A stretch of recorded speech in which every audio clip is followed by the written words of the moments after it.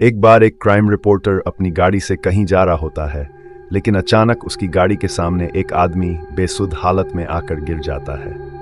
तभी crime reporter अचानक अपनी गाड़ी का ब्रेक लगा लेता है, लेकिन वह बहुत घबरा जाता है। उसे समझ नहीं आता कि इतने सुनसान रास्ते में ये आदमी कहाँ से आया। तभी वह हिम्मत करके गाड़ी से बाहर निकलता है और उस आदमी को उठाता है। तभी वह घबराते हुए रिपोर्टर से बताता है कि कोई उसे जान से मारना चाहता है, इसलिए वह अपनी जान बचाकर भाग रहा था। लेकिन रिपोर्टर को उसकी बात पर भरोसा नहीं होता। फिर भी रिपोर्टर उसे अपनी गाड़ी में बैठाकर हॉस्पिटल के लिए जाने को कहता है, लेकिन वह आदमी पहले पुलिस स्टेशन जाने की बात कहता है। अब रिपोर्टर को थोड़ा उस पर भरोसा होने लगता है, लेकिन अब रिपोर्टर के दिल में यह ख्याल आ जाता है कि क्यों ना यह केस वह सुलझा दे और बाद में पुलिस को इन्फॉर्म करें। और यही रिपोर्टर की सबसे बड़ी गलती होती है, जो कि एक नए अध्याय की शुरुआत करती है।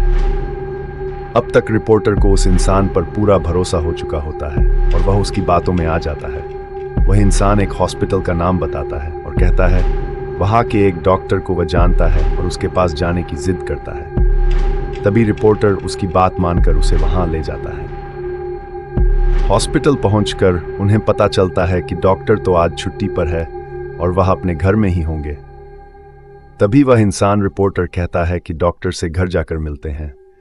रिपोर्टर के मना करने के बावजूद भी वह उसे चलने को मना लेता है। तभी दोनों डॉक्टर के घर के लिए निकल पड़ते हैं और जैसे ही घर पहुंचते हैं तो ये डॉक्टर रिपोर्टर की पहचान का होता है। ये दोनों एक दूसरे को देख करके मुस्कुराते हैं, लेकिन साथ आए हुए इंसान की आंखें लाल हो जाती है। उसके अंदर अजीब सा गुस्सा दिखाई देता है। डॉक्टर रिपोर्टर को घर के अंदर बुलाते हैं। डॉक्टर घर में अकेले ही होते हैं और इतनी रात को अचानक इनके आने से डॉक्टर को कुछ अजीब लगता है।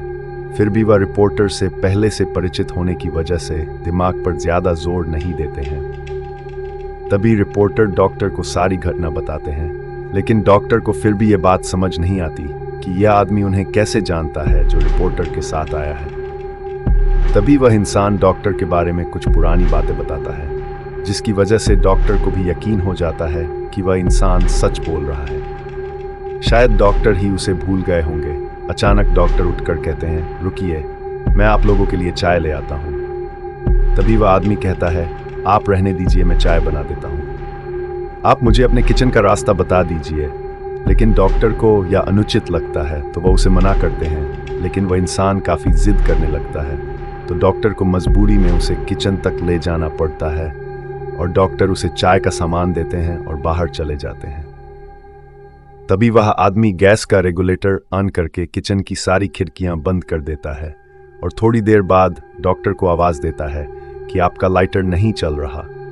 डॉक्टर जैसे ही किचन में आते हैं तो उन्हें गैस की बदबू आती है, लेकिन वह सामान्य बात समझकर उस इंसान से लाइटर लेते हैं और जैसे ही वह लाइटर जलाते हैं वह आदमी बाहर भाग जाता है और अचानक गैस की आग डॉक्टर को चपेट में ले लेती है।